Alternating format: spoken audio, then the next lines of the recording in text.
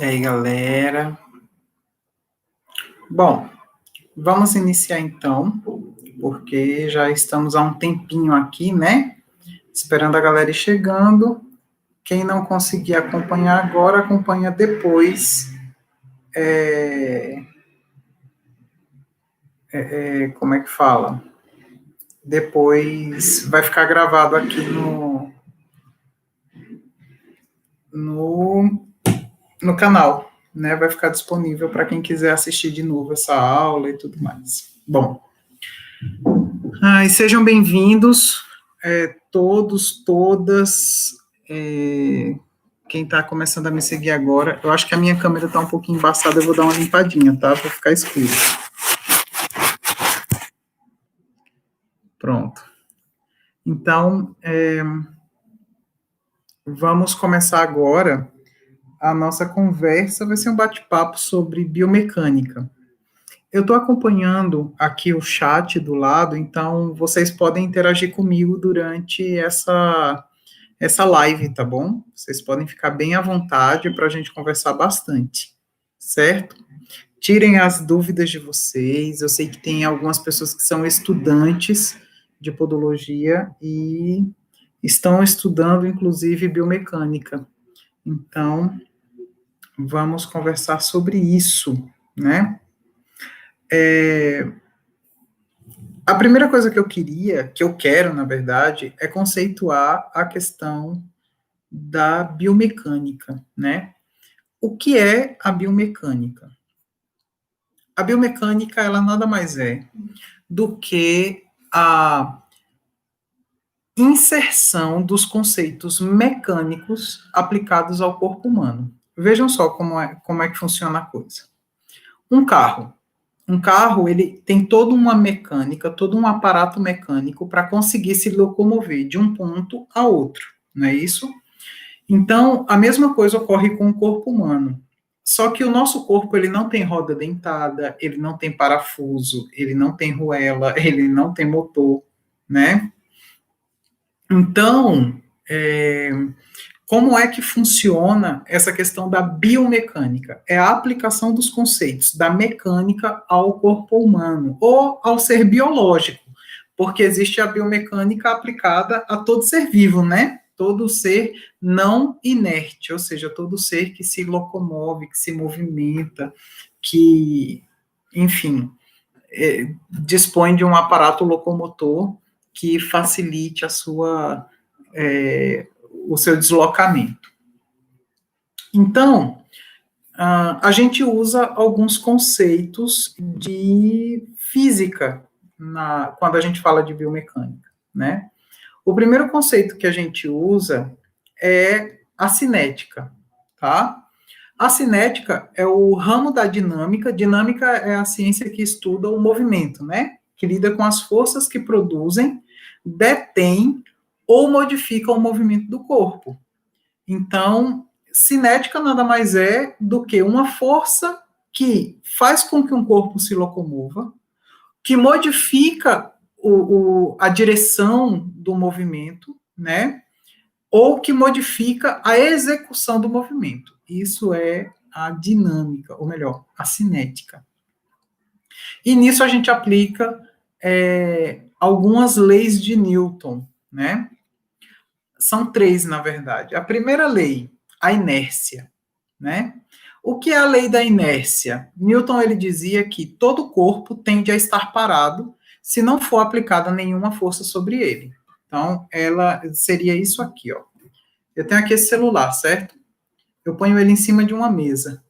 Ele vai ficar parado em cima dessa mesa a vida inteira se ninguém tocar nele, se ninguém aplicar uma força nele. Estão entendendo?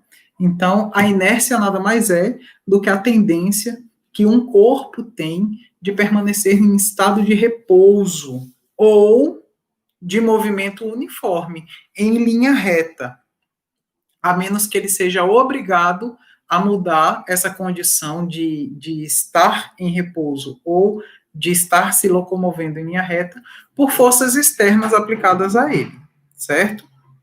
A segunda lei de Newton é a lei da força, né? A força, ela é nada mais do que a multiplicação da massa vezes a gravidade. Então, eu tenho a massa total de um corpo e eu vou multiplicar o valor da massa pela força da gravidade, né? Então, a taxa de variação da quantidade de movimento linear é proporcional, perdão, é proporcional à força aplicada e na direção em que a força age, certo? Então, a força é quem vai determinar a variação da quantidade do movimento linear. E a terceira lei é a lei da ação e da reação, né? Para toda ação, existe sempre uma reação com o mesmo módulo de intensidade, direção, mas com sentido contrário. Veja só que interessante. A lei da ação e reação diz que para toda ação existe sempre uma reação, com o mesmo módulo de intensidade e direção, mas com um sentido contrário, certo? Então, nós vamos entender que essas leis de Newton, elas regem a questão do movimento, do deslocamento, da cinética, né? Da capacidade que um corpo tem de se locomover. Nós, seres humanos, diferente de um celular, temos uma coisa chamada vontade, né? Lógico que existem vários fatores que determinam a minha capacidade de me movimentar diante da minha vontade. Por exemplo, se eu tiver uma lesão na medula espinhal, né? A nível de medula lombo-sacro-coxígea, né? Mesmo que eu queira, mesmo que eu tenha vontade, eu vou conseguir me locomover? Não, porque eu tenho um comprometimento das conexões neuronais, e aí eu não consigo executar o movimento. Isso acontece com quem é paralítico, com quem é tetraplégico e por aí vai, tá? Então, a gente sempre tem que ter claro que na biomecânica existe o condicionamento à vontade, certo? É o nosso cérebro que vai controlar e conduzir todos os movimentos do nosso corpo, ok? E o nosso corpo, ainda falando da questão física, né, ele utiliza os sistemas de alavanca para se locomover, né? O que são os sistemas de alavanca? Primeiro vamos entender o que são alavancas. Alavancas, o princípio da alavanca, ele é utilizado para visualizar o sistema de forças mais complexo que produz movimentos rotatórios no corpo. Então, as três forças da alavanca mecânica são o eixo, também chamado de pivô, o peso, também chamado de resistência, e a força que move ou mantém a estabilidade da alavanca. Então, eu tenho o eixo, a resistência, né, a força, a resistência, o peso, e a força, que é o que movimenta a alavanca, certo? A gente vai aplicar esse conceito nas órteses ungueais. As órteses ungueais, elas são por alavanca, elas tracionam as bordas laterais da unha, né, para tornar a unha menos curva, para diminuir a sua curvatura. Então, você tem um eixo, por exemplo, uma órtese metálica, o ômega. Você tem o eixo, que é o ômega em si, aquela mola, né? Você tem o braço de força, que são as perninhas do ômega, e você tem a resistência, que nada mais é do que aquele ganchinho que vai embaixo da unha, porque a unha resiste contra a força aplicada sobre ela. Isso é um conceito, né, de alavanca, tá? Então, a gente tem que entender o seguinte: quanto maior o braço de força, menor o esforço para movimentar a alavanca, para elevar o peso que eu quero sustentar, tá? Se eu estiver confundindo a mente de vocês me avisem, por favor, porque é muito mais complexo ministrar aula sem slide, sem essas coisas, tá bom? Mas eu espero que eu esteja sendo claro. Eu vou colocar aqui na tela do celular para vocês verem uma alavanca, certo?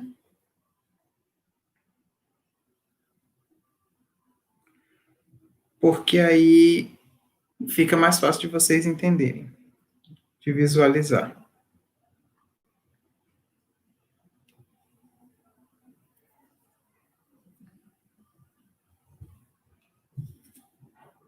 Pronto.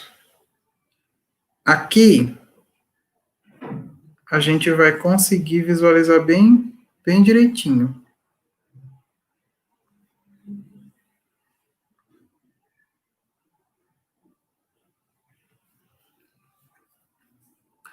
Conseguem ver isso? Eu acho que está invertido para vocês, mas eu quero que vocês vejam o seguinte, ó. Aqui no centro eu tenho um eixo, opa. Aqui no centro eu tenho o eixo. Aqui eu tenho o braço de força e aqui eu tenho a resistência. A força está sendo aplicada sobre essa área. Imagine que isso aqui seja uma alavanca clássica, né? E a resistência é o peso que eu tenho aqui para ser elevado. Isso daqui é uma alavanca interfixa, ou seja, o ponto fixo está entre a força e a resistência. Aqui nós temos a interresistente, porque a resistência está entre o ponto fixo e a força.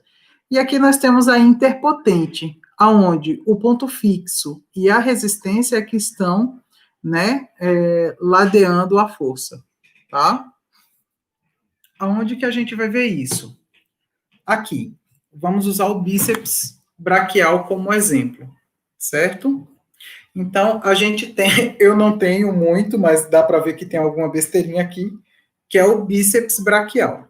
Qual é a função do bíceps braquial? O bíceps, que é esse músculo, ele vai elevar o antebraço. Ele vai fazer isso, ó. Eu vou contrair, reparem, ele aumenta o volume e eu movimento o antebraço. Estão percebendo isso? Então, quando esse músculo aqui, o bíceps braquial, contrai, o antebraço sobe. Vocês concordam comigo que o antebraço ele tem um peso? Um peso. Um antebraço de um homem adulto da minha idade deve ter aí uns 3 quilos, né? Só no antebraço. Então, esse músculo, ele está trabalhando para elevar 3 quilos de massa. Esses 3 quilos representam a resistência. Tanto é que se a gente fica muito tempo com o braço erguido, o músculo do ombro, né, aqui o deltoide, ele começa a ficar cansado. A gente começa a cansar e doer a musculatura. Por quê? Porque a resistência, ela pesa. E o eixo é isso aqui, ó, é a articulação do cotovelo, né? Então, essa articulação, ela é o eixo onde ocorre o movimento. Então, perceba, aqui eu tenho a potência, a força, o ponto fixo e a resistência. Isso é uma alavanca. Deu para entender isso, gente? Vocês estão conseguindo acompanhar o raciocínio do tio? Belezinha? Então, aqui nós temos uma alavanca interfixa, porque de um lado eu tenho a força, do outro eu tenho a resistência e no meio eu tenho o ponto fixo. Quando a gente modifica a posição desses elementos, aí a gente tem a interfixa, a interpotente e a interresistente. Por exemplo, se a gente vai fazer uma dorsiflexão, imagine que você está de pé, né? Então, uma pessoa de pé vai ficar assim, finge que isso aqui é uma perna e isso aqui é um pé, tá? Então, ela está assim. Quando ela faz dorsiflexão, o calcanhar sobe e ela fica apoiada sobre os dedos, não é verdade? Sobre o antepé. Então, veja, o ponto fixo passa a ser o antepé, a resistência ao peso do corpo no cotovelo, ó, no calcanhar, e a força está aqui, olha, no tríceps, no trícepsural, na panturrilha da perna. Então, quando a musculatura da panturrilha contrai, você faz uma plantiflexão. Façam isso, façam um teste aí na perna de vocês. Faz uma plantiflexão e toca atrás na panturrilha, né? A Ivani perguntou assim, é o gastrocnêmio? Ivani, quando a gente fala do tríceps sural, a gente está falando do gastrocnêmio e do sólio. Ele é um tríceps, tá? Porque ele é formado pela o gastrocnêmio, ele é um músculo gemelar, né? Ele é um gêmeo. Então, ele tem a cabeça medial e a cabeça lateral, certo? E o sóleo é o músculo que vai mais profundo, colado lá na tíbia, que os três têm inserção no mesmo tendão, que é o tendão calcâneo. Então, o gastrocnêmio, ele tem origem lá nos côndilos do fêmur e inserção no tendão calcâneo. O gastrocnêmio, ele tem origem na epífise da tíbia, né? E inserção também no tendão calcâneo. Deu para entender? Então, quando eu falo tríceps sural, tríceps significa músculo de 3 cabeças. Então, quando eu falo bíceps, músculo de uma única cabeça. Então, quando a gente fala de tríceps sural, a região sural é a região de trás da perna. Então, o tríceps sural é o músculo tríceps atrás da perna, só que o nome dele, independente, vai ser gastrocnêmio, medial e lateral, e sóleo, certo? Eles são considerados um músculo tríceps porque eles têm a mesma origem, ou melhor, a mesma inserção. A inserção deles é o tendão calcâneo, é um único tendão para os 3 músculos. Beleza? Então, veja, quando você tem essa alavanca aqui, né, da plantiflexão, você percebe que o ponto fixo está aqui, a resistência está no meio e a potência está depois da resistência. Então, você tem uma interresistente. Então, a plantiflexão, ela é uma alavanca interresistente, tá? Eu espero que esteja dando para ser claro para vocês essa explicação. Ok, meus amores? Então, beleza até aqui, né?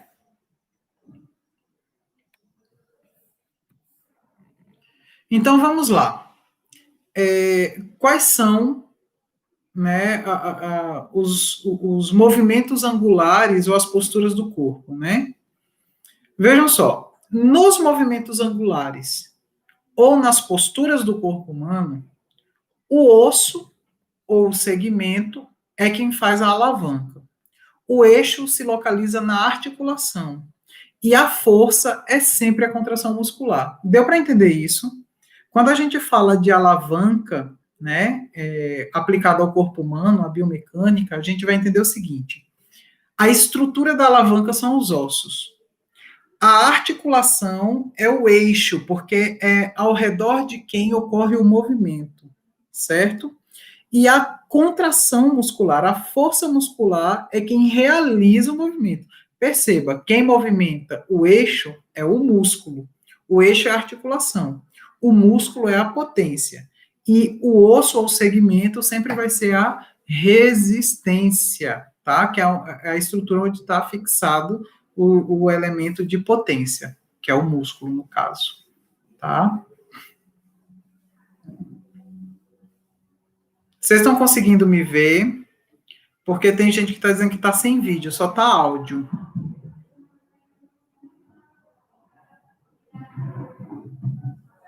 Estão conseguindo me ver. Então, provavelmente, Silvia, o problema é da sua conexão, tá? Então, você pode fechar e entrar de novo, tá bom? Então, perfeito. Tá dando para acompanhar os exemplos que eu estou dando, gente? Perfeito, perfeito. Então, vamos mais adiante.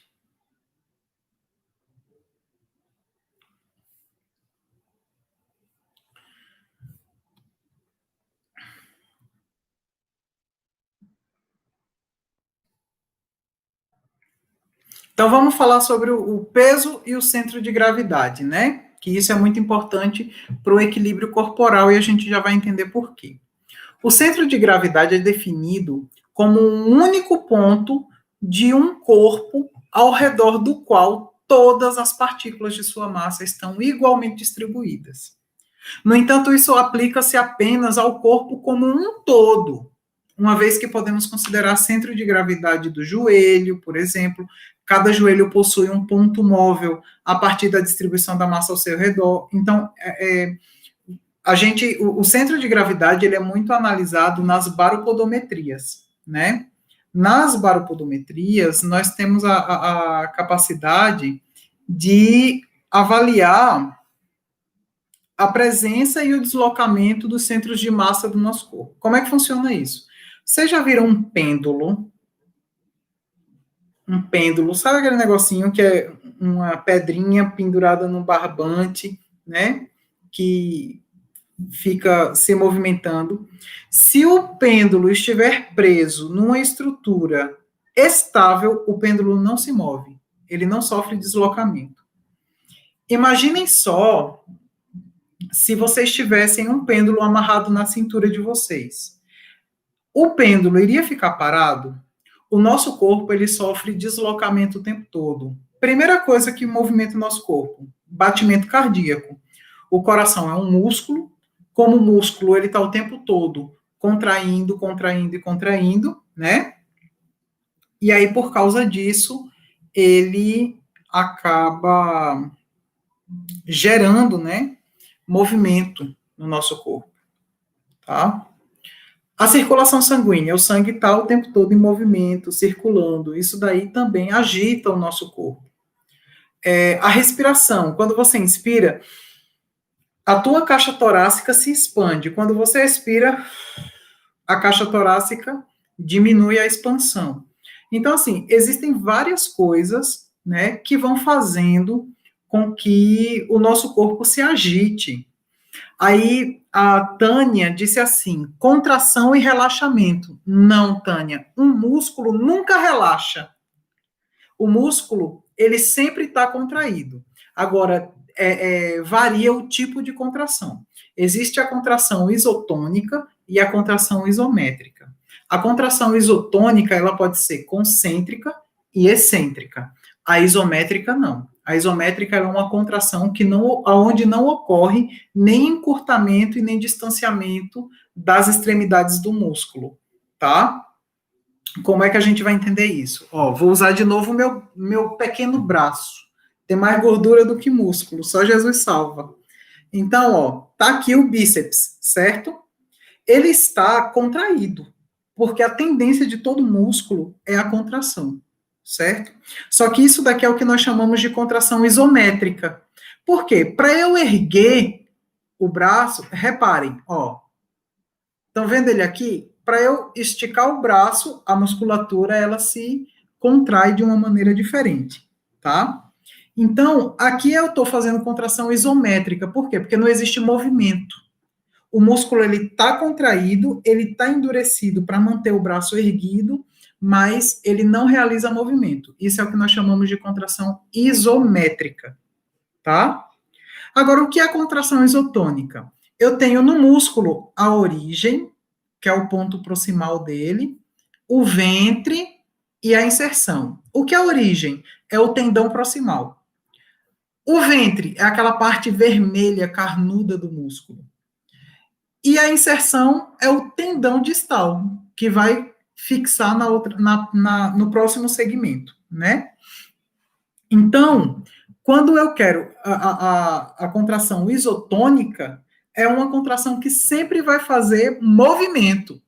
A contração isotônica, ela produz movimento. Então, eu tenho a contração isotônica concêntrica, que a concêntrica, eu vou aproximar a origem, aqui, ó, a origem da inserção. Como? Contraindo. Olha o que aconteceu. Ó o meu dedo, ó. O músculo aumenta o volume e diminui a distância, como se fosse uma mola. Aí eu vou esticar a mola. Deu para entender? Então, quando eu aproximo origem e inserção, eu tenho uma contração isotônica concêntrica. Quando eu vou contrair aqui, ó, o tríceps braquial, o que é que vai acontecer com o bíceps? O tríceps diminui o volume e o tríceps estica. Tá entendendo? O tríceps diminui e o bíceps estica. Eu distanciei a origem da inserção. Então, eu tenho uma contração isotônica excêntrica. Olha a diferença. Contração isotônica concêntrica, ocorre o movimento e a origem e inserção se aproximam. O músculo, né, o ventre muscular, ele aumenta de volume, certo? Na contração isotônica excêntrica, a origem e a inserção se afastam e o músculo, ele diminui, ele se alonga, então ele diminui o seu volume. Tá dando para entender isso daí, gente? É muito importante vocês lembrarem depois o que é contração isotônica, concêntrica, excêntrica e a contração isométrica, tá certo? Isso é fundamental para a gente conseguir avaliar nossos pacientes. Vocês já repararam que muitos pacientes chegam para a gente com dedos em garra ou dedo em martelo, que é quando o segundo ou terceiro dedo fica assim, né? Então, por que que isso acontece? Porque a musculatura responsável por fazer o movimento de flexão plantar dos dedos fica enrijecida. O que é enrijecida? Ela vira uma pedra? Ela congela? Não, de jeito nenhum. O músculo, ele faz uma contração concêntrica e para ali. Ele não consegue mais fazer a contração excêntrica. Então, ele está fazendo isometria, ele está fazendo uma contração, está parado, não está gerando movimento. Ele não está fazendo isso. Ele fez isso e ficou. Deu para entender? Isso nos pacientes neuropatas acontece muito. E são os pacientes que vão aparecer para a gente apresentando calos na face distal dos dedos, calos dorsais nos dedos. Muitas vezes, se for neuropata, úlcera. Estão compreendendo essa questão, pessoal? Então, é muito importante a gente saber identificar no nosso paciente se o problema dele é um problema muscular, se é um problema de isometria. Por quê? Tem muita coisa que a gente não corrige com órtese, a gente corrige com fisioterapia, tá? Então, a gente tem que saber identificar, muitas vezes, se a necessidade do paciente é realmente uma órtese, porque tem gente que se ilude e acha que se colocar uma órtese de silicone, uma ortoplastia, esticando o dedo ele vai ficar correto depois, né? Muita gente tem essa mentalidade, como se fosse aparelho dentário, tá entendendo? Colocou a órtese no dedo, o dedo estica e tá tudo resolvido. Tá errado, você pode, inclusive, causar uma fratura por estresse, porque o músculo tá puxando de um lado, a órtese tá esticando de outro. E aí vira um cabo de guerra, né? E aí, uma hora, alguém vai ter que ceder. Então, o músculo, ele não vai se render. Né? Ele tendo uma isometria constante, patológica, ele não vai se render. E aí você causa as chamadas fraturas por estresse. O que é o estresse? É a aplicação constante, incessante de uma força de tração que o músculo não suporta. Chega um momento que ele quebra. Estão conseguindo compreender isso, pessoal? Está dando para acompanhar o raciocínio? Ó, aí a Tânia disse assim: no caso da mão, estou com diagnóstico de dedo em gatilho. Aí, Tânia, você precisa ver o seguinte: esse paciente com dedo em gatilho, por que que ele tem o dedo engatilhado? Existe uma condição que é a mão diabética.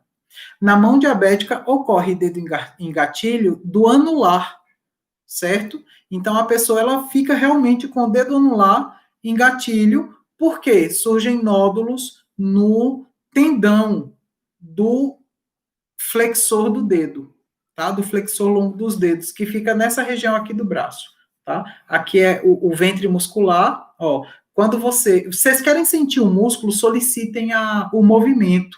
Então, quando você quer saber onde está o ventre muscular, ó, você toca e aí solicita o movimento. Aí você sente, ele fica duro. O ventre muscular fica duro, aí você consegue palpar, tá? É a mesma coisa do bíceps. Ó, eu quero palpar o bíceps, aqui ele tá molinho, certo? Fez isso, ele aparece, ó, ele se desenha. Ridículo o meu bíceps, né? Chega a dar vergonha. Então, na biomecânica, a gente usa um dos conceitos da biomecânica chamado anatomia palpatória. O que é anatomia palpatória? é o estudo anatômico através da palpação de acidentes anatômicos ou de estruturas anatômicas que a gente consegue sentir com a mão e ver muitas vezes, né? Aí depende também da quantidade de tecido adiposo que a pessoa apresenta. Então, uma pessoa mais gorda, você vai visualizar menos, vai ter um pouquinho mais de dificuldade de palpar, mas você consegue, tá? Então, a anatomia palpatória, ela é muito importante para a avaliação do nosso cliente. A gente tem que saber palpar as pessoas. Não é apalpar, não, viu? Pelo amor de Deus, é palpar. Apalpar é safadeza. Ai, meu Deus do céu. O professor de vocês é fraquinho do juízo, né, gente? Credo.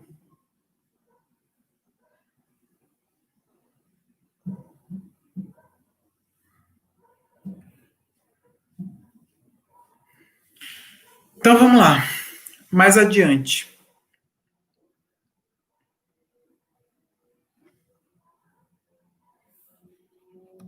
Deixa só eu me localizando aqui, tá? Pronto, então vamos falar de equilíbrio. Já entendemos aí o que são as forças de alavanca e tudo mais. A gente precisa entender o equilíbrio corporal, tá? O equilíbrio corporal, ele pode ser classificado como estável, instável e neutro. O que é um equilíbrio estável? É aquele equilíbrio que não sofre perturbação, ele é um equilíbrio não patológico. O instável é o equilíbrio da pessoa que tem instabilidade, que facilmente cai, que o idoso acontece muito isso. Existe um perfil de paciente que é o paciente com labirintite. Paciente que tem labirintite, ele tem dificuldade de se equilibrar, ele tem um equilíbrio corporal prejudicado, né? Então, existe essa questão do paciente com alterações do labirinto. O que é o labirinto? O labirinto, ele faz parte de um... Ele faz parte de um... Como é que eu posso dizer? De um sistema que participa da manutenção do nosso equilíbrio, tá? Chamado sistema vestibular. Não é para entrar na faculdade, não. Sistema vestibular é uma junção de vários aspectos sensoriais, somatosensoriais, que vão dar para o nosso corpo a capacidade da propriocepção. Que é a propriocepção? É a habilidade que nós temos, que o nosso corpo tem, de perceber o seu lugar, o lugar que ele ocupa no espaço. E de que forma ele ocupa esse lugar. Então, a pessoa que tem labirintite, o labirinto ele é um ossinho que ele tem uma estrutura assim, são anéis, um assim e outro assim. Então, é isso, imagine outro aqui. São 3 ossinhos interligados, né? E aí o que acontece? Existe um líquido dentro desses ossinhos e conforme a gente movimenta a cabeça, esse líquido ele vai se locomovendo dentro do labirinto para dar para a gente consciência corporal, né? A pessoa que tem uma crise de labirintite, por exemplo, ela não consegue ficar de pé, ela sente o mundo girar, ela não consegue se encontrar no espaço. É uma coisa muito louca, né? Muito doida. Então, o equilíbrio corporal instável é o desequilíbrio patológico. E o equilíbrio neutro? Olha, o equilíbrio neutro é aquele que não sofre perturbação. Ou a pessoa é em decúbito todo mundo fica equilibrado, né? Ninguém fica saindo para os lados. Ou morta, a pessoa morta. Morto não tem perturbação de equilíbrio, não. Ou você tem que estar caído, deitado, ou você tem que estar morto, para não ter perda de equilíbrio. Misericórdia, Senhor.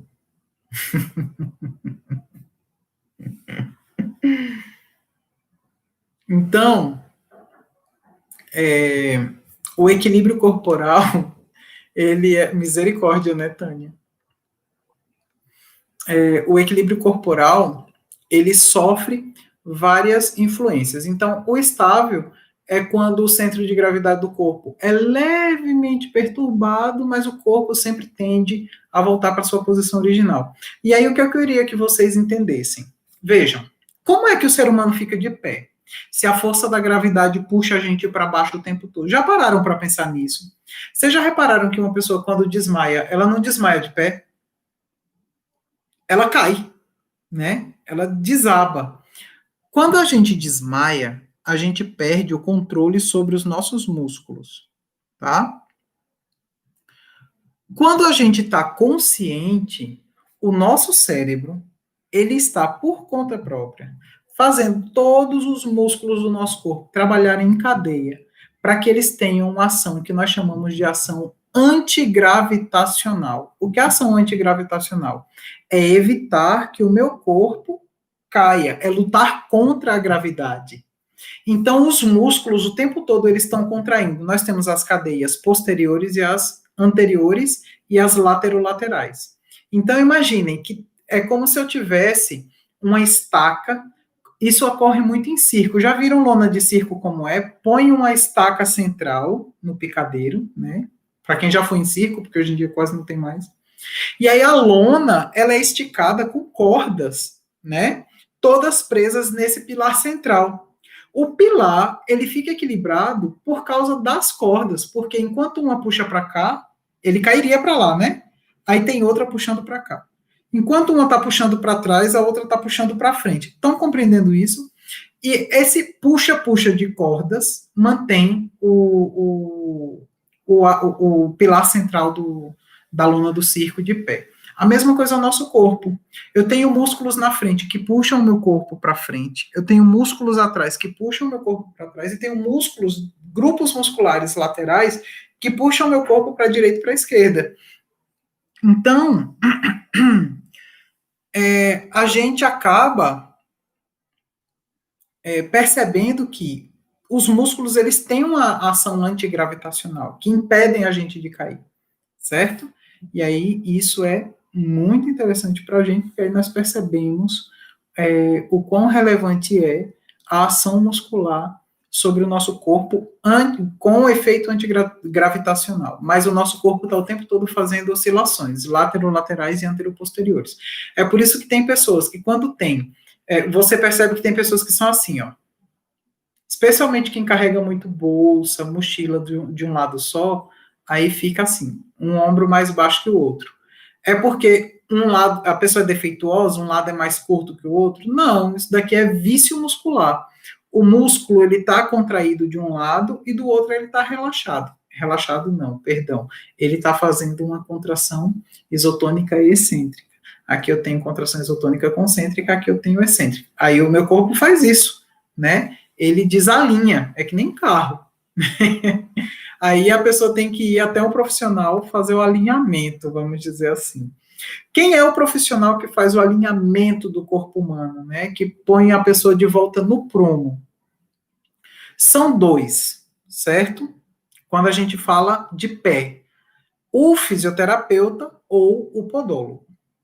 Como que eles vão fazer isso? O fisioterapeuta, ele faz manipulação, N manipulações, então o fisioterapeuta ele pode usar a quiropraxia, ele pode usar o RPG, ele pode usar vários tipos de manobras para fazer com que o paciente recupere o seu equilíbrio. E o podólogo, ele vai trabalhar com palmilha. Existem diferentes tipos de palmilha, né? Que são as palmilhas posturais, as palmilhas mecânicas e as palmilhas biomecanoposturais. Olha só o nome, né? O que são as palmilhas mecânicas? São as chamadas palmilhas ortopédicas. É aquela palmilha que é assim. A pessoa tem pé plano, então coloca um arco embaixo, eleva o pé, que o pé vai deixar de ser plano. A palmilha ortopédica, ela tem aquela mentalidade de que tá torto para um lado, levanta para o outro. Estão entendendo? é colocar calço embaixo do pé. Sabe móvel? Quando o móvel está meio capengando, que você percebe que ele não está bem alinhado, aí você coloca um papelzinho embaixo para ele parar de sacudir. Pronto, é isso que acontece. A palmilha ortopédica, a palmilha mecânica, como o nome diz, ela é basicamente isso, mecânica. Ela não leva em consideração outros fatores, tá?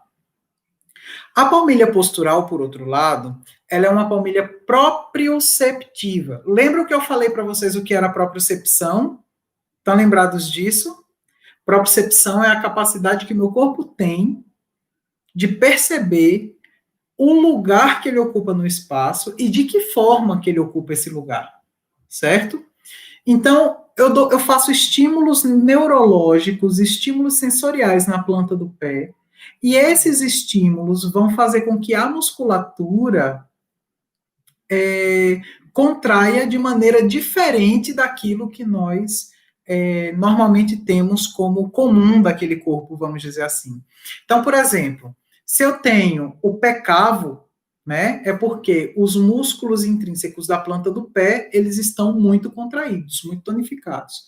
Se eu faço um estímulo neurológico nos tendões desse músculo, nos tendões do músculo, eu estou estimulando uma organela sensorial, que é o OTG, o órgão tendinoso de Golgi, e esse OTG vai promover uma contração excêntrica no músculo. É como se o músculo relaxasse. Eu tiro a potência do ventre muscular. Quando você estimula o tendão, você causa um efeito no ventre muscular de contração excêntrica. Um exemplo disso, sabe aquele testezinho que se faz no tendão patelar com o martelinho patelar, que você dá uma martelada, não na patela, mas no tendão patelar e a pessoa chuta? Quando você estimula o tendão patelar, você acerta ali o órgão tendinoso de Golgi. E quando você acerta o órgão tendinoso de Golgi, o músculo responde com uma contração, tá? Deu para entender esse exemplo que eu dei? A gente consegue ver o reflexo patelar e a gente consegue ver o reflexo do tendão calcâneo também. Quem mais está cansado, gente? Eu tô só o pó da rabiola. Então, agora, como é que a gente consegue visualizar o reflexo do tendão calcâneo? Tem que bater com o martelinho, mas a perna do paciente tem que estar num ângulo de 45 graus.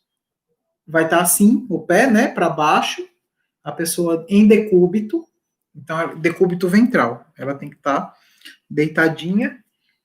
Você dá uma marteladinha, o pé vai fazer. Dá uma marteladinha no tendão calcâneo, o pé vai dar um chutezinho, certo? Ó, a Adriana disse assim: meu filho tem o pé plano, ele está usando palmilha mecânica. Então, Adriana, essa é a questão. Eu não sei qual é a idade do teu filho, mas o que acontece? Criança pequenininha, até uns 4 anos de idade, tem pé plano, porque tem muito mais gordura, muito mais coxim gorduroso, muito mais cartilagem do que osso nesse pé, né? É um pé que está em processo de formação. Aí, o que é que a gente faz? Estimula a criança a andar descalça na areia, na grama e por aí vai. No caso do teu filho, você disse aqui que ele tem 13 anos, né? 13 anos já é um pré-adolescente. E aí, o que é que a gente percebe? Já existe uma conformidade óssea aí.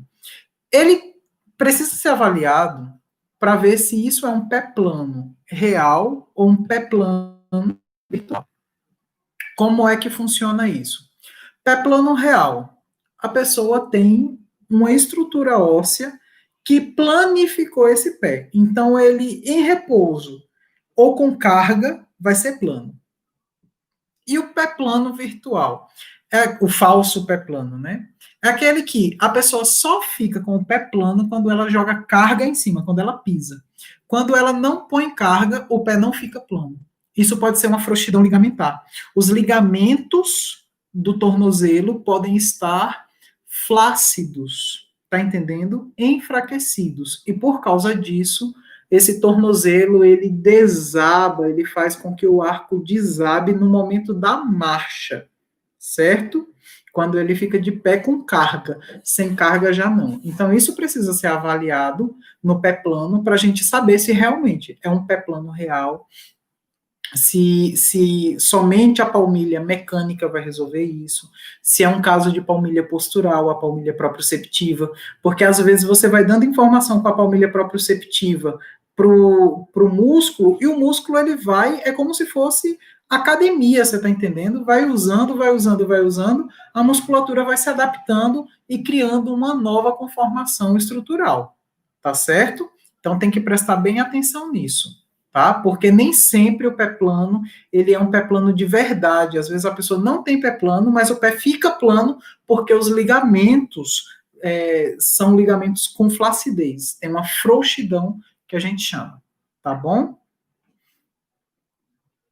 Aí, nesse caso, tem que fazer palmilha e fisioterapia associados para fortalecer essas articulações, esses ligamentos, esses tendões, tá?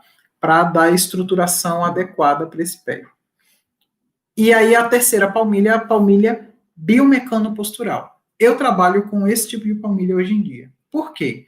Ele une tanto a questão da propriocepção das palmilhas posturais, como a questão das palmilhas mecânicas. Existem problemas que são mecânicos, existem problemas que são posturais. E existem pessoas que têm os dois problemas.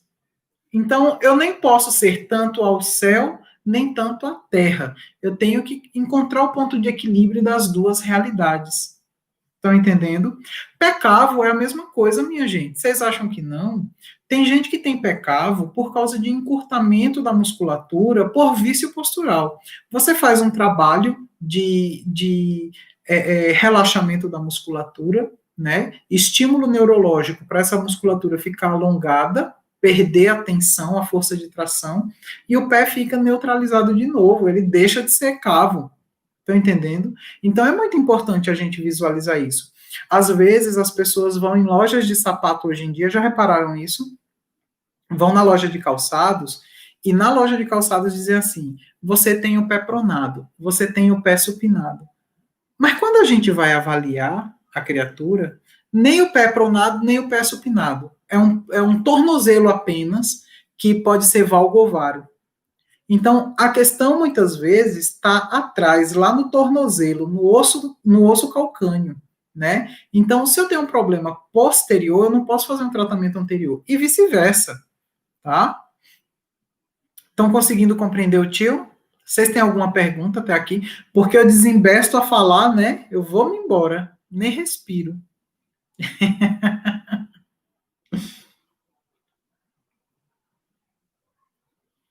Vão falando aí comigo, tá? Para o tio não se sentir sozinho. Porque às vezes parece que eu estou sozinho dando aula. Vê que coisa triste?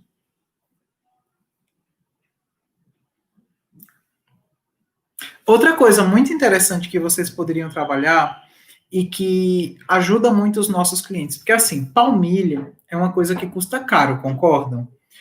Hoje eu vendo um par de palmilhas numa média de 400 a 600 reais, dependendo dos materiais que a gente usa para confeccionar a palmilha, tá? Então não é barato. Palmilha não é baratinha, não. Mas existem as descargas, que é o que nós chamamos de órteses padding. O que são as órteses padding? É a confecção dos mesmos elementos que vão na palmilha, só que em um material mais simples, descartável, e que o cliente pode ir utilizando todos os dias. Por exemplo, a pessoa tem o tornozelo valgo. A gente vai confeccionar um monte de descargas de tornozelo valgo. O paciente leva 30 e tem um mês inteiro de descargas em feltro, por exemplo, em EVA.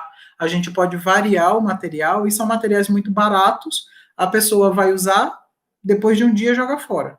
Não é uma coisa que ela consiga usar por muito tempo, mas que ajuda muito, tá? A Elane Mian perguntou assim: Prof, aqueles exercícios com toalhas e elásticos para alongamentos do pé ajudam para esse encurtamento? Então, todo alongamento, Elaine, pode ajudar. O que a gente precisa observar é o seguinte: se durante o alongamento você não está estimulando uma contração maior na musculatura, que aí você aumenta a potência muscular e aí você acaba agravando. Eu não sou muito fã de toalha e de elástico, não, porque você acaba estimulando uma força muscular maior. Eu gosto de carga, tá? Alongamento com carga. Então, o que é que eu faço? Eu digo para o meu cliente, ó, chega lá na escada da sua casa, no primeiro degrau, né, o mais próximo do chão, porque aí a queda não é tão grande. Pisa com o antepé e deixa o calcanhar descer ao máximo que você aguentar. Com isso, você está alongando a musculatura intrínseca do pé e alongando a musculatura do tríceps sural. Deu para entender como é? Pisa com a pontinha do pé no degrau, na beira do degrau, e deixa o calcanhar descer com o peso do corpo. Porque aí você não tem resistência, só tem a potência, né? Ou melhor, ao contrário, você não tem a potência, só tem a resistência, e aí você consegue alongar bem. Faz isso 30 vezes, todos os dias, uma vez por dia. É o suficiente, vai alongar muito essa musculatura, aumentar a amplitude de movimento e diminuir o desconforto das pessoas. Isso para esporão de calcânio, fascite plantar, sesamoidite, metatarsalgia, talalgia, síndrome do túnel do tarso. Todas essas patologias têm uma melhora com esse tipo de alongamento, de exercício, entendeu?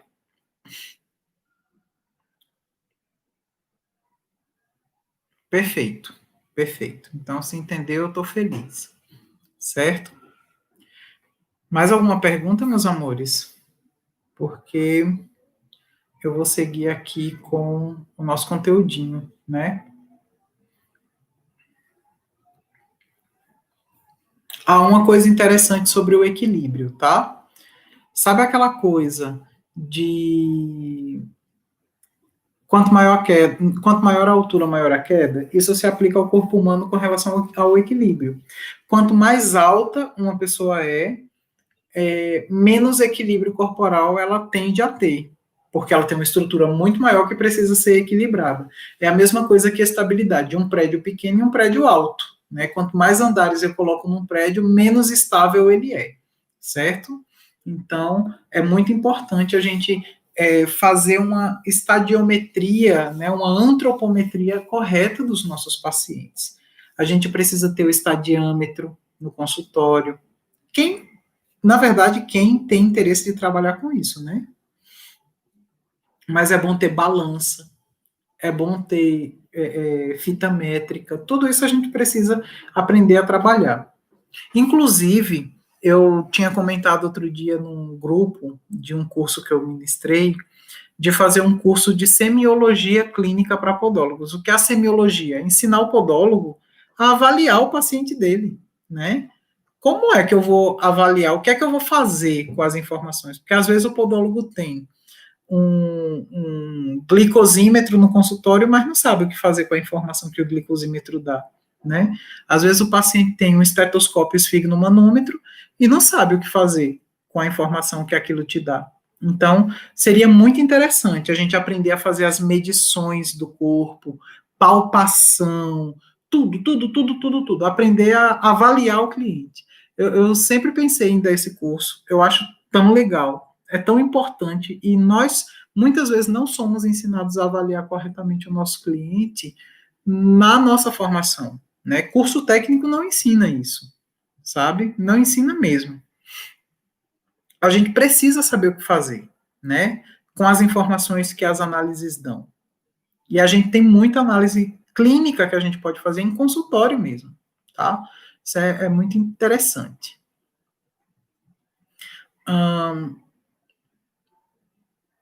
Aí a Tânia disse assim, esses exercícios são bons, então, para ajudar em caso de fascite plantar, só confirmando, é isso mesmo, Tânia, ajuda muito, tá? Porque aí você dá uma amplitude de movimento maior para o músculo, e aí ele não vai ter aquele estado de inércia, de contração isométrica que a gente falou mais cedo, tá?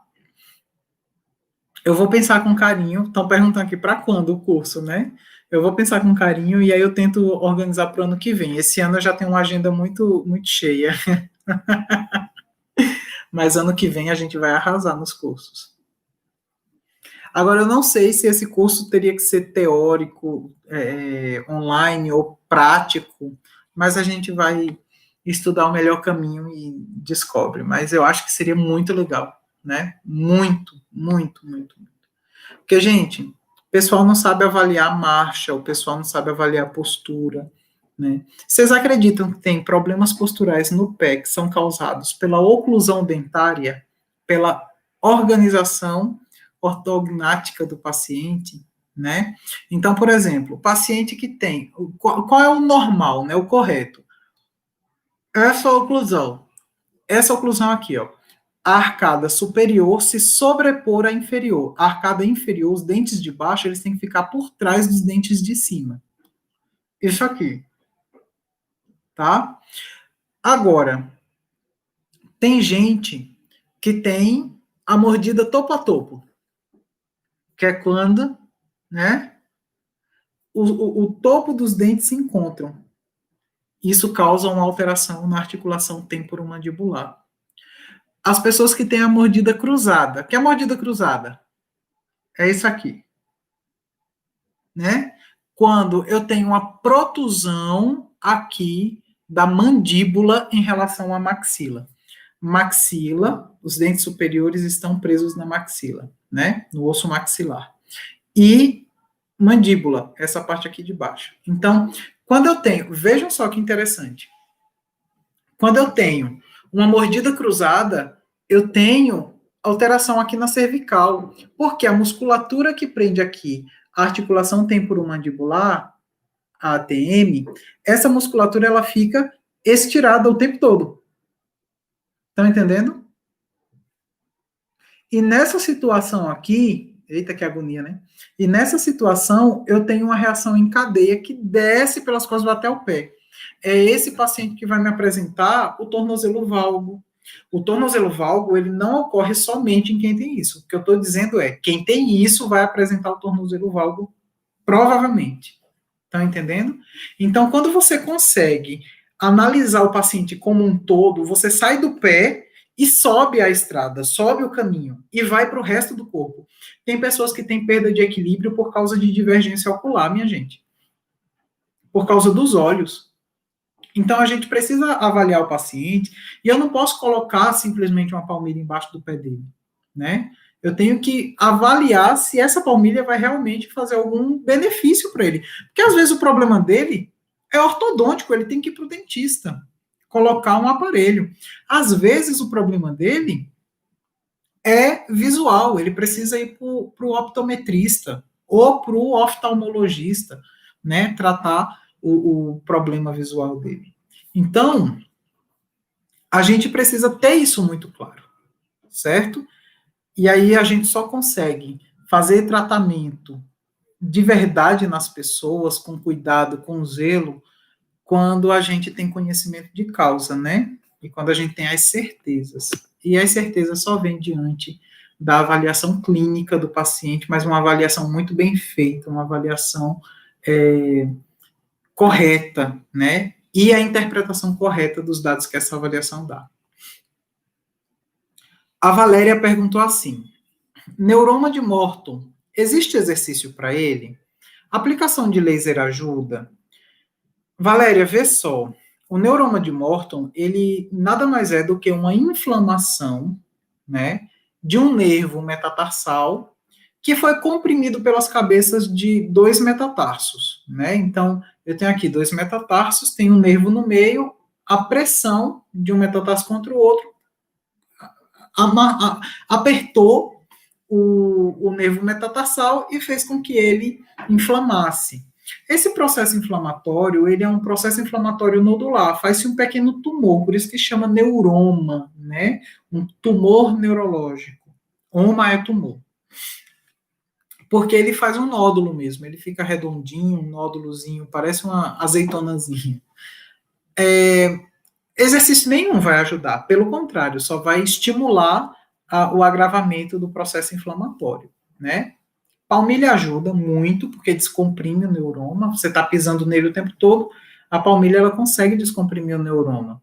O laser ele ajuda? Depende. Você está tratando? Porque, por exemplo, se você fizer laser associado à palmilha, ajuda. Porque a palmilha descomprime, eu tiro o fator causador e aí eu uso o laser para tratar a inflamação e a dor. Agora, se eu não estou usando a palmilha, adianta aplicar laser? Não, porque eu vou estar enxugando o gelo, tá? Como que eu quero dizer isso? A pessoa vai continuar pisando no nervo, vai continuar esmagando ele e vai continuar fazendo lesão, tá certo? Então, a palmilha, ela ajuda até certo ponto.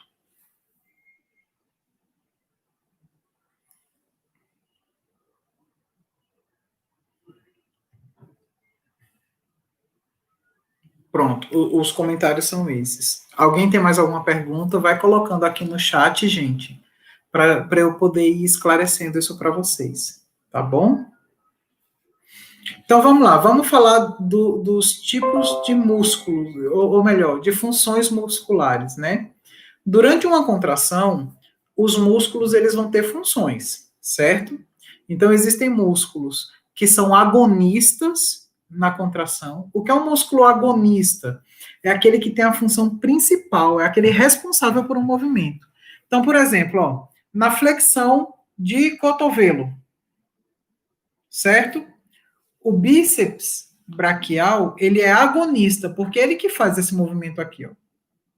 Deu para entender? Ó o bíceps braquial. Ele contrai, fica durinho e faz o movimento de flexão do cotovelo, certo? Então ele é um músculo agonista. Existem músculos que são antagonistas. Para que serve o músculo antagonista? O tríceps braquial é antagonista do bíceps e vice-versa. Então, por exemplo, está aqui o braço estendido, né? Se eu tivesse somente o bíceps aqui, toda a força seria aplicada sobre essa estrutura através do bíceps. Eu ia fazer um movimento muito rápido. Estão entendendo? Porque o músculo ele tenta contrair com força. Tendo aqui o bíceps, o tríceps braquial, o bíceps ele contrai, mas o tríceps está aqui durinho, ó, controlando a velocidade de movimento. Então, o antagonista é aquele que se opõe ao movimento que está sendo realizado. Quando eu faço o movimento inverso, que é a extensão, aí o bíceps vira antagonista e o tríceps vira agonista, porque ele que está realizando esse movimento aqui. Certo? Então, existem os músculos que são agonistas, os músculos que são antagonistas. Todo músculo pode fazer as duas funções. Depende do movimento que está sendo realizado.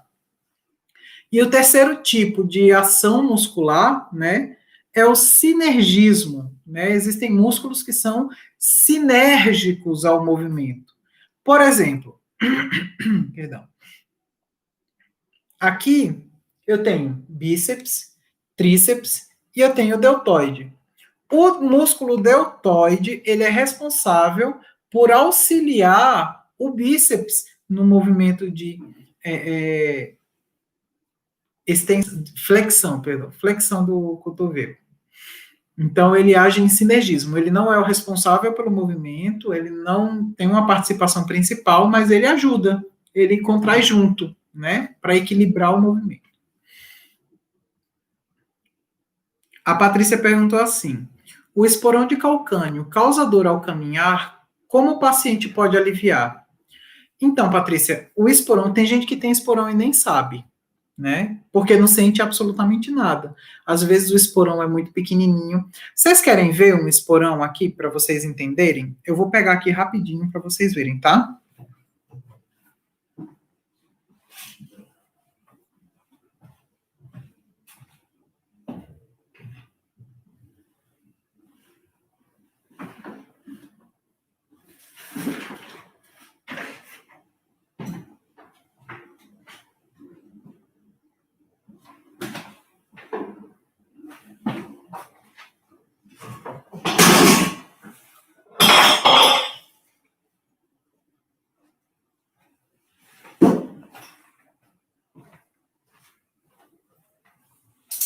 Gente, E quem disse que eu sei onde tá? Minha casa tá uma bagunça. Sumiu aqui nas coisas. Mas depois eu posto para vocês no Instagram. Eu vou fazer os stories hoje com o esporão. Eu tenho foto desse esporão. Ó que tonto. Vou pegar agora as fotos aqui para vocês verem. Tem esporão que a gente não consegue perceber, que a pessoa não sente porque eles são muito pequenos. Aqui, ó, já achei.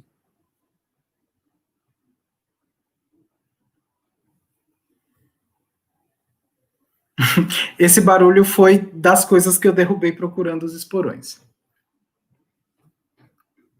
Roda. Rodou. Aqui.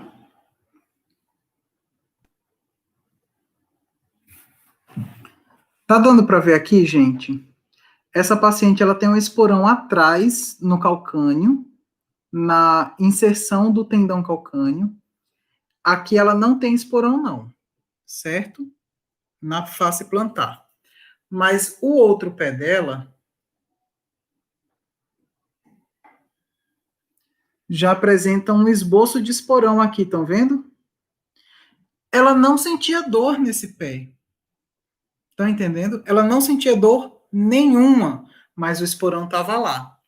O que acontece? O esporão ele tem graduações, ele tem tamanhos variáveis. Então ele começa a aumentar, e aí ele vai causar realmente transtorno.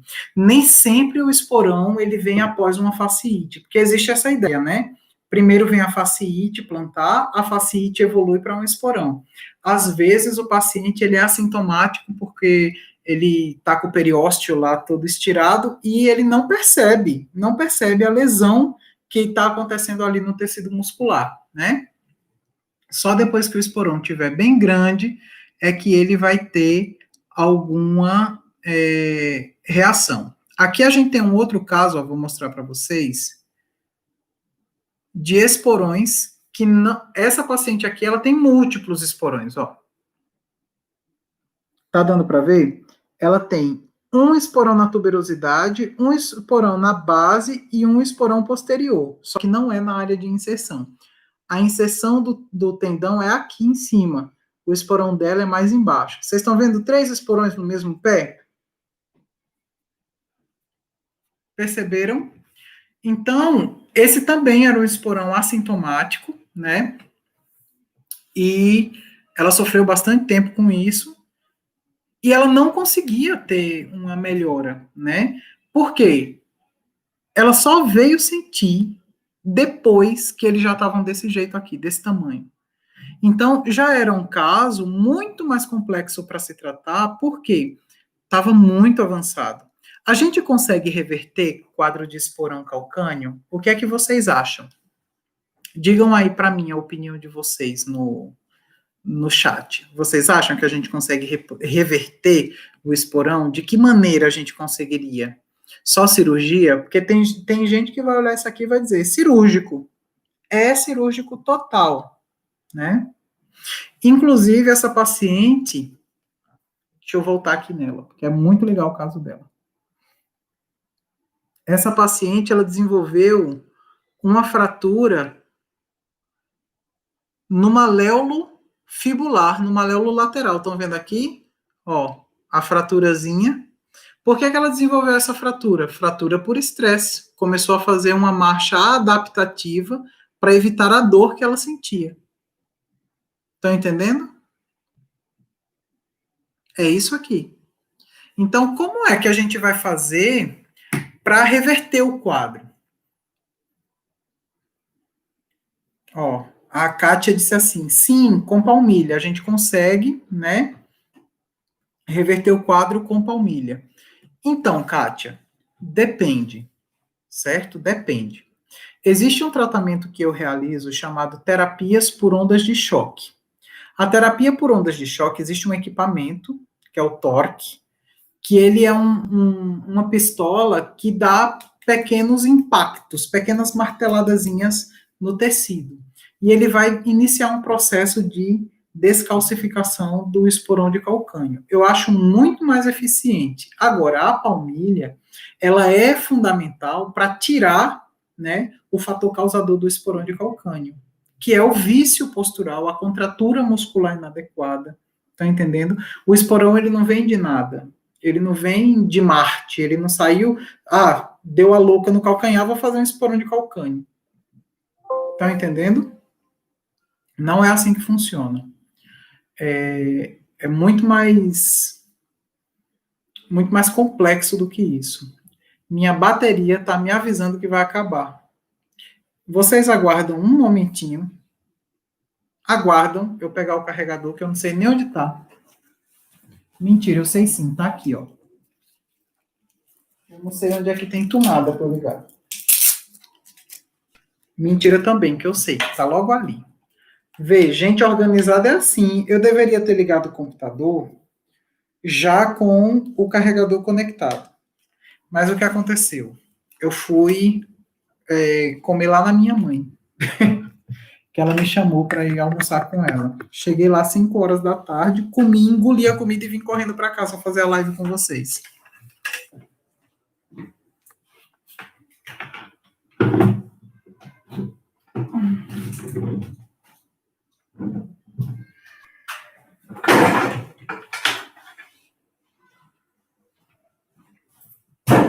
Pronto. Agora eu tenho carregador até não poder mais. Vamos passar a noite toda falando aqui. Ai, minha gente, as lives mais desorganizadas do Brasil? Temos.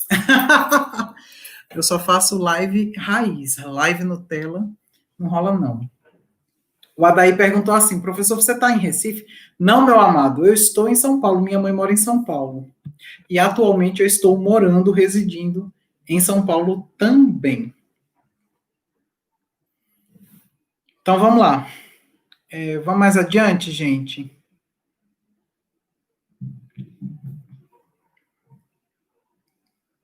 Então,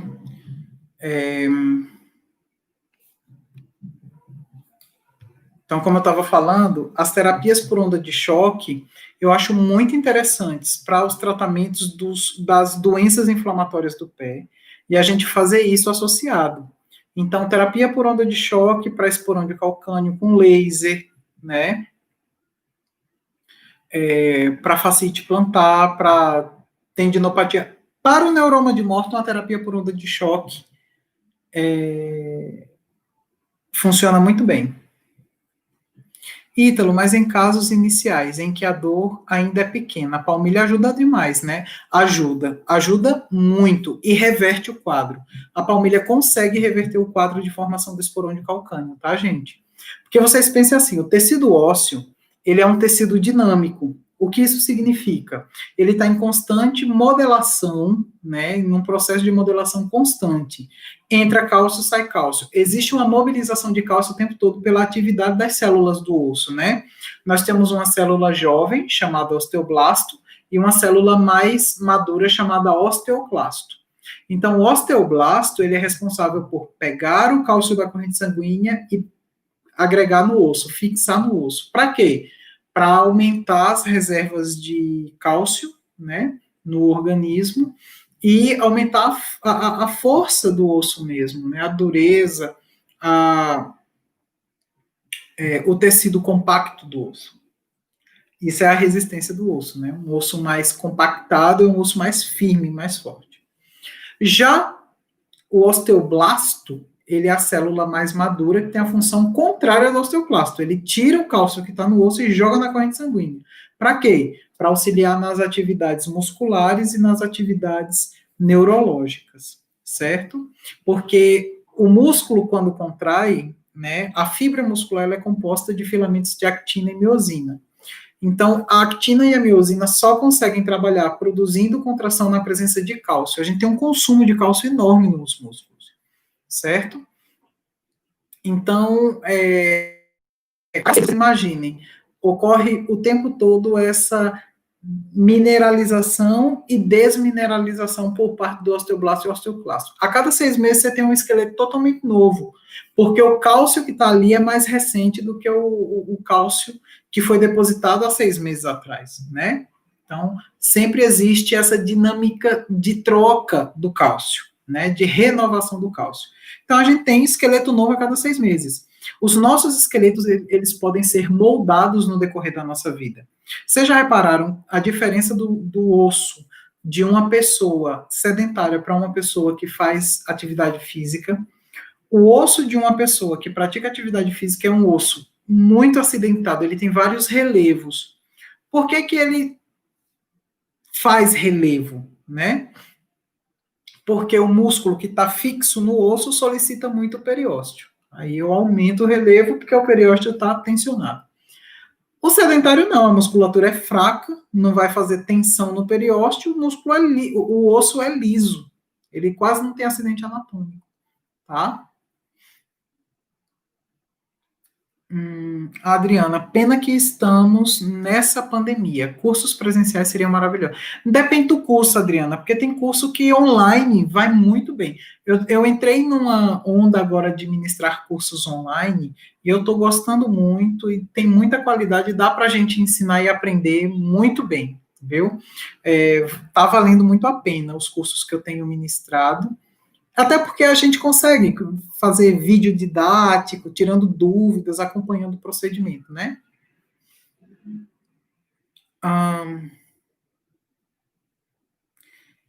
A Daisy disse assim, Ítalo, precisamos sempre ter em mente que a palmilha é uma órtese que auxilia no tratamento, não age sozinha, faz parte de um tratamento multi e interdisciplinar. Perfeito, Daisy. Gente, a Daisy, ela é podóloga e é fisioterapeuta, né? E ela faz palmilha. Então, assim, é isso. A palmilha, em alguns casos, ela é o agente principal do tratamento, mas em outros ela é o complemento que garante que o tratamento vai funcionar. Tá entendendo?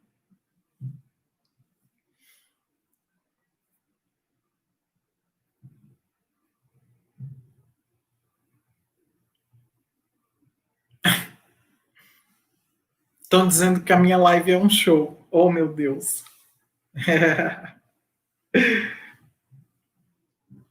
Aí a Valéria disse assim: ondas de choque é eletrocautério? Não tem nada a ver. Tem nada a ver. Ondas de choque é o nome de um equipamento que produz uma onda de impacto. É uma pistola que é como se ela estivesse dando soquinhos, murrinhos assim no tecido, só que numa frequência muito alta, numa velocidade muito alta, e por isso gera uma onda de energia no tecido, tá? Terapia de choque é isso.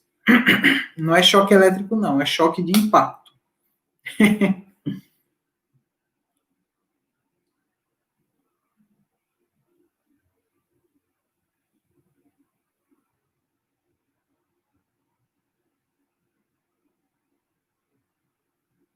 Tânia, demorou já para você fazer meus cursos online, são muito bons.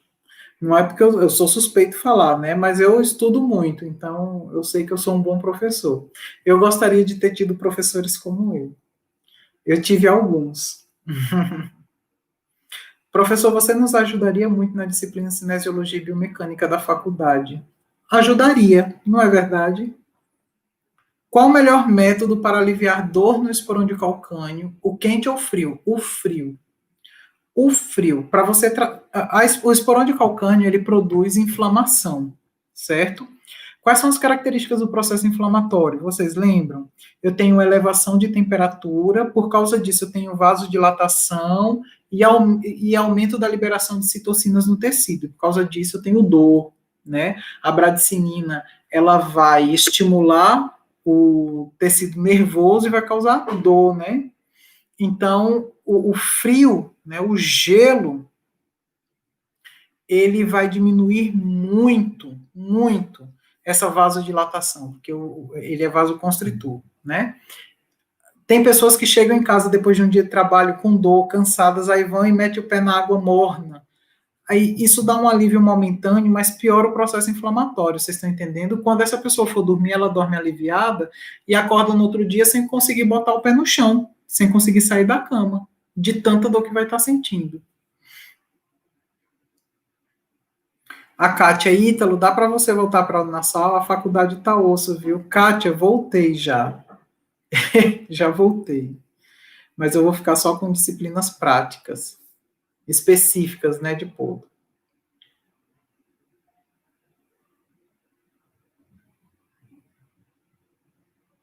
A Márcia disse assim: essa remodelação não acontece na exostose? Vê só, Márcia, eu não entendi perfeitamente a pergunta, por quê? A exostose, ela é um processo de calcificação do osso, né, que é algo modulatório também. Agora, você pode desfazer essa calcificação, leva tempo dependendo do tamanho. Existem calcificações pequenas, é, calcificações maiores, sabe? Aí a gente precisa avaliar o cliente para poder definir isso.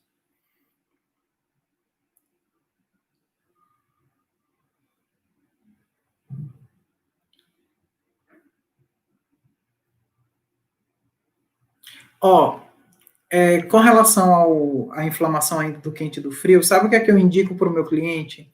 A gente pega uma garrafinha PET, né, dessas de 500 ml de água, põe a água dentro dela e coloca no congelador. Ela vai congelar naturalmente, a pessoa bota no chão e fica fazendo tipo um rolinho com o pé, sabe? Fica rolando o pé naquela garrafinha congelada. Isso ajuda muito, sem contar que massageia a musculatura, então diminui a produção de ácido lático no músculo, que também é provocador, certo?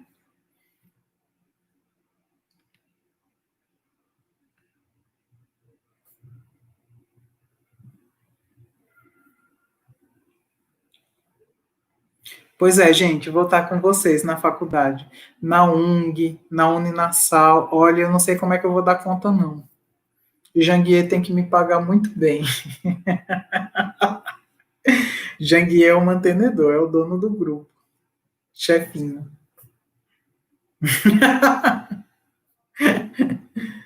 Certo?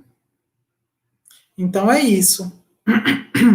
Então, só recapitulando, gente, nem tudo que a gente vê de alteração ortopédica no paciente é de fato problema ortopédico. Muitas vezes é problema postural que vai causando alterações biomecânicas, né? Então, a gente precisa ter isso muito claro, porque depois a gente começa a entender que muitas terapias que a gente acha que são supra-sumo não vão ser, né? É muito complexo você indicar para o paciente uma palmilha e ele ter um quadro que, infelizmente, não vai responder bem com a palmilha. Muito difícil você vender um pacote de laser terapia para a pessoa e a laser terapia não conseguir fazer efeito porque a pessoa precisa de outros tipos de tratamento associados. Então, a gente precisa ter condições de fazer um tratamento assim, como a Daisy disse, multi e interdisciplinar, né?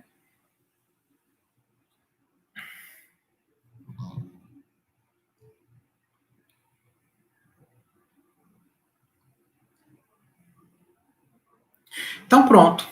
É isso. Alguém tem mais alguma pergunta, meus amores? Quem tiver pergunta aí, me faz. Ó, deixa eu dizer uma coisa para vocês. Dia 30 agora de agosto, eu vou ministrar um curso de onicologia, é o estudo das unhas. E aí a gente vai falar sobre as doenças que ocorrem na unha, né? E como essas doenças se manifestam e como realizar o diagnóstico diferencial. Por que é tão importante esse curso? Porque a gente tem o trabalho da micologia, né, em que a micologia ela vai dizer para a gente o seguinte, se tem fungo ou não e qual é o fungo que tem. Equivale a 40% das doenças de unha. Mas tem outros 60% de doença que não é micose e que a gente precisa fazer diagnóstico diferencial. Então é muito importante a gente se informar sobre isso, né? Então a proposta do curso é essa, ensinar a avaliar as unhas, o aparelho ungueal, compreender, tá? É muito importante. Quem tiver interesse de aprender isso, por favor, se inscrevam. Vai ser online, então, não importa onde você esteja, você vai conseguir assistir minha aula. Quem está organizando é a Proessência, inclusive, tá?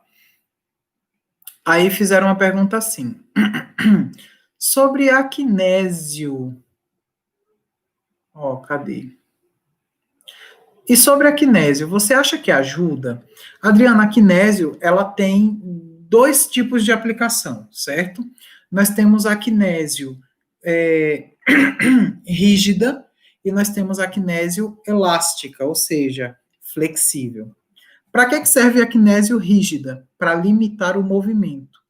Ela serve para fazer com que uma articulação fique estabilizada, fique estável.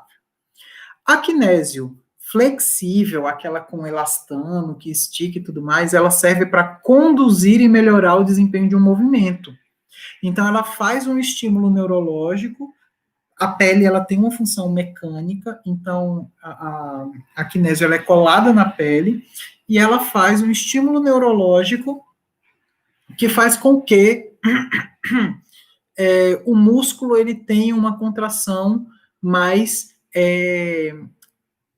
coerente, vamos dizer assim, com a necessidade do movimento e tudo mais. Ajuda muito na postura, no equilíbrio, em um monte de coisa, tá? A questão é que as pessoas prometem as coisas dizendo que kinésio ressuscita Lázaro, sabe?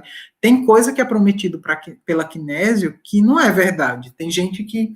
Entenda o seguinte, quando a pessoa ela vende algo, ou vende um curso, por exemplo, o meu interesse, sendo professor e dando cursos particulares, é que vocês se inscrevam, né? Porque eu ganho dinheiro com isso, é óbvio, não vamos ser hipócrita e dizer que não. O interesse de vocês, podólogas, é que o povo tenha mais doença no pé mesmo, que é para vocês poderem cuidar, e que bom que tem, né?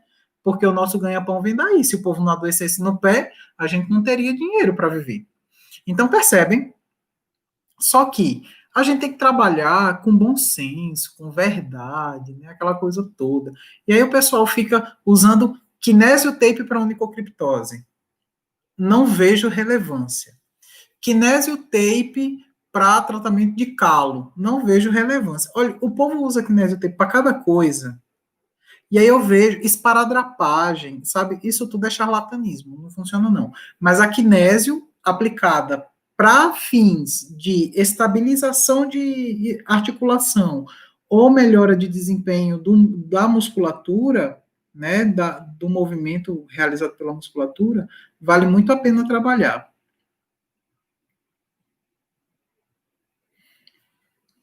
Professor, qual a influência da biomecânica em patologias unguiais como a onicocriptose? Jaqueline, vê só, depende muito. Imagina só, teu paciente chega com uma onicocriptose medial no hálux, certo? Na lateral medial do hálux. E aí, você percebe que ele tem joanete, né? O hálux valgus. O hálux valgus, ele é o quê? Ele é uma angulação lateral onde ocorre uma rotação. Quando a pessoa pisa, ela pisa fazendo compressão dessa prega contra a unha. A unha, ela vai penetrar nessa prega, tá entendendo? E vai causar um processo de onicocriptose. Então, assim, é uma onicocriptose mecânica. Tá dando para compreender? É uma onicocriptose com uma causa mecânica. Não adianta desencravar essa unha e não modificar essa postura errada do dedo, né? Então, a biomecânica, ela influencia diretamente. Diretamente.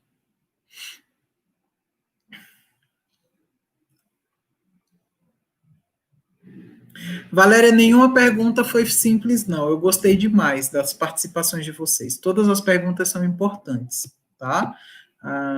A sua dúvida é a dúvida de muitas pessoas. A diferença é que você teve coragem de perguntar. E eu respondo com muita alegria, porque quando eu vejo que as pessoas estão interessadas, né, eu fico muito mais animado para dar aula. Eu gosto muito de quem gosta de estudar. Beleza, pessoal? Deu para entender tudinho? Então, é isso. Dia 30 agora, a gente tem o curso de onicologia, que é o estudo aprofundado das unhas, diagnóstico e tratamento. No dia